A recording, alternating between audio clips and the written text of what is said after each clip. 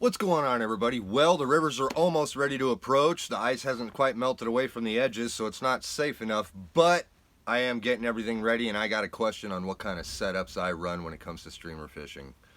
Well, let's go through that, shall we? My first one and my primary rod that I use 90% of the time when I go streamer fishing happens to be the St. Croix Bank Robber. The 7 weight.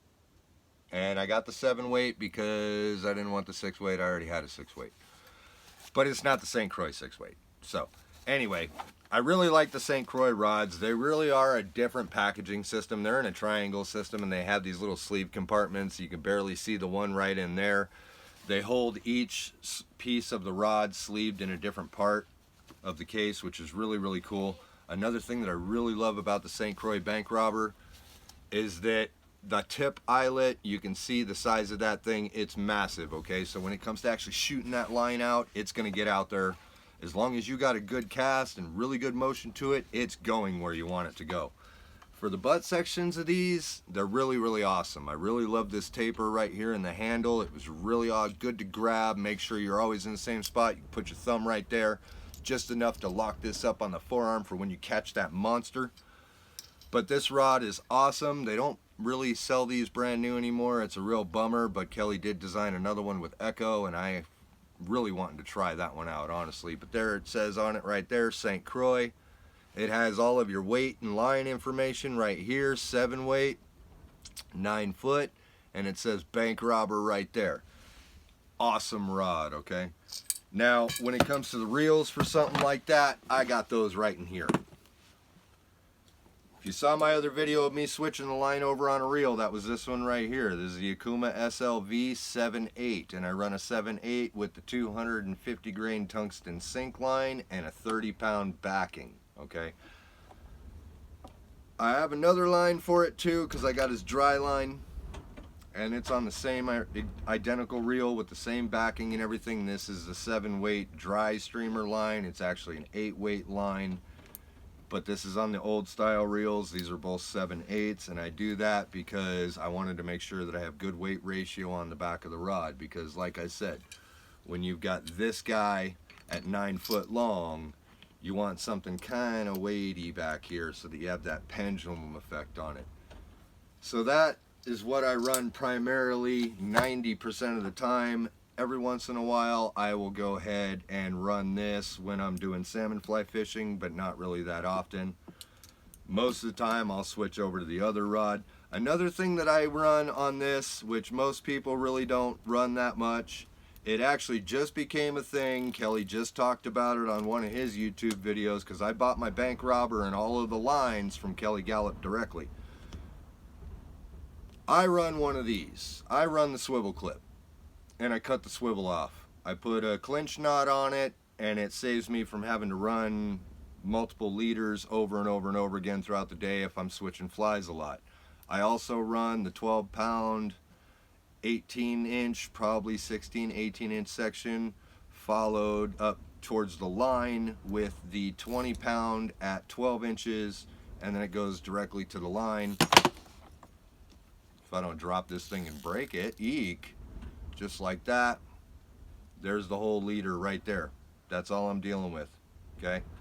And I do that so that it's right there. This is a sink line. I don't want my fly super far out behind the line because the line's underwater.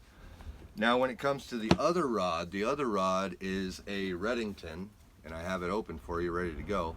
It's a Redington Voyant, okay? It is a 9 foot 6-inch rod, and it's a 6 weight rod, okay? Not so good with the sink line, because you can see the difference in the eyelet. It's really not that big, so the sink line will bind and loop up on every eyelet coming all the way back to the reel from this one if you don't get the right cast, because it's trying to shoot so much weight out through there, and through a little itty bitty hole it binds up every once in a while. As for the base of this rod, it's actually really cool. It has kind of like a grain wood kind of fiberglass inlay to it right there, which is really awesome. I run a heavier reel on this, and I do that for that same reason of having the back weight on it. You really want that back weight when you have certain rods and certain lines. It has all of the rod information right there. Redington Voyant. It's a 4-piece, 9'6", 6-weight. Okay, and this is a really awesome rod. Now with this particular rod, like I said, I upsized the reels. I have an additional 6 inches of rod out there, so I needed bigger reels. So I went with the 8/9s instead of the 7/8s or the 6/7s. This one happens to be the nymph line.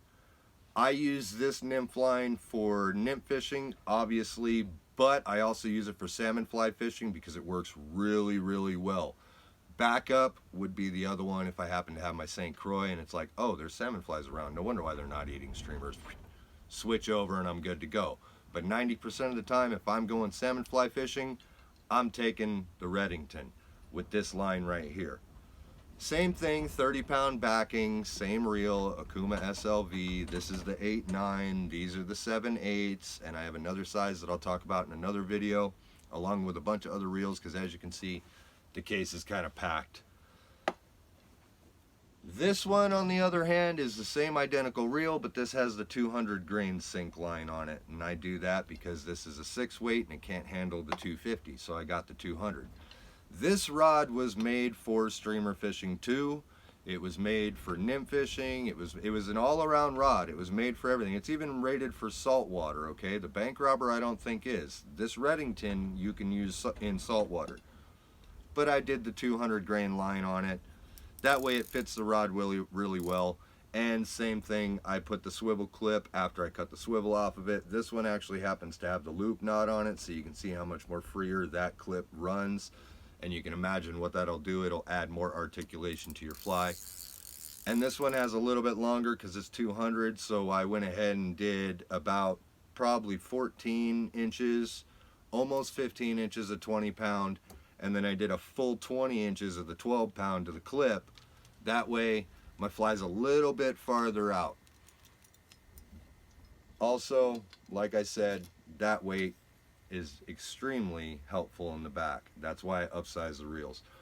Other than that, I hope that answers your questions on what kind of setups I run for streamer fishing. I'll get into the rest of this a little bit later. If you have any questions on any of this, or you like the video or anything like that, leave a like on it, drop your questions down below, share it with a friend if you would, and subscribe if you want to. It helped me a lot, I'm not gonna lie, it really would. And I really appreciate the fact that everybody takes the time to watch these videos. So you take care, and I'll see you next time, all right?